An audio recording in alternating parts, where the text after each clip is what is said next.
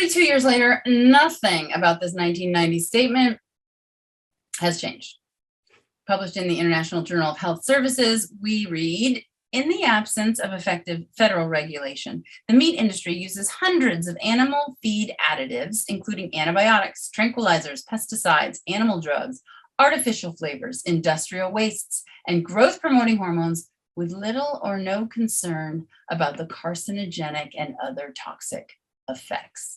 In other words, chicken's okay, right? Because of, I don't know. I mean, how can scientists study what we're eating if we don't know what we're eating? Well, actually, they can grind up chicken feathers and analyze them. And when they do, they find things like illegal antibiotics, arsenic, acetaminophen, that's Tylenol, Prozac, an antidepressant, antifungals, antihistamine, a sex hormone, and caffeine. By the way, farmers grind up feathers and feed them back to chickens as feather meal.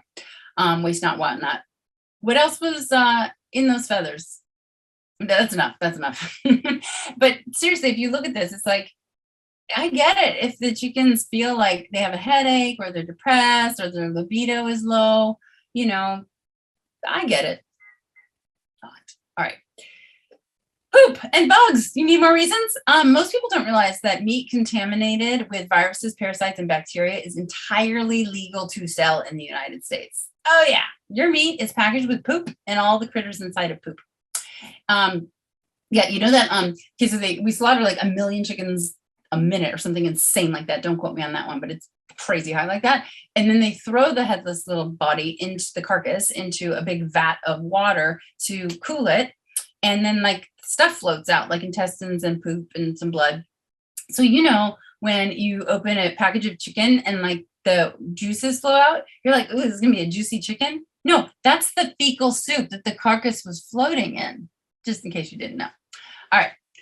So about that, when you test in the US, a USDA training video had showed that chickens,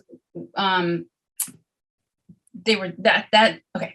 PCRM, Physicians Committee for Responsible Medicine, through the Freedom of Information Act, obtained a USDA training video that showed what I just said happening. I forget the number, but the millions of chickens and the decapitation and the cooling vat and all of that, and how they call it fecal soup for fun. So chicken products that pass inspection, guess what? The rule in the US, this is so gross. This is the rule. You're allowed to sell that piece of chicken wrapped up there as long as feces are not visible to the naked eye. Yeah, but according to the CDC, who annually tests retail meat for pathogens, 1 in 10 packages of chicken have salmonella, leading to serious cramps and diarrhea. 1 in 3 Campylobacter, permanent paralysis, Guillain-Barré syndrome, and 4 in 5 out of 5 turkey packages have E. coli, more cramps and bloody diarrhea. Huh. Okay, well, but I only eat organic. Yeah, in the Netherlands, they tested 98 chicken breasts, where, by the way, it's not legal to sell contaminated meat. And they bought chickens from 12 different retail stores, and 100% of the inorganic chickens contained E. coli, whereas the organic version only had 84% contamination. So, yeah, organic's better. Hey, would you like some arsenic with that? I'm not done. Okay, chickens were purposefully fed arsenic until, after 72 years of doing so, the United States poultry industry was forced to stop this additive in 2016. Arsenic, you remember it as an infamous poison, right? That's dubbed inheritance powder for its use in murder. But it also kills off internal and external chicken parasites like tapeworm, lice, mites, and so on. And it turns the meat a pretty pink color. And it gets into your kids. A 2012 study measuring exposure to toxins in 207 preschoolers ages 2 to 4 years old found that 100% of the children exceeded the arsenic to cancer risk ratio by a factor of over 100. And their number one source of arsenic was poultry. So even though they've snagged the use of arsenic out of the chicken industry, it hasn't been eliminated from the feed, because dumping 2 million pounds a year for 72 years into the environment has spiked our soil, such that even rice and plants are arsenic laced, including the feed that's given to the chickens. All right. chicken has been called the new red meat because people think that it's a lot healthier than red meat. And it might be a little healthier, all things considered, but it's still full of fat. People don't realize that.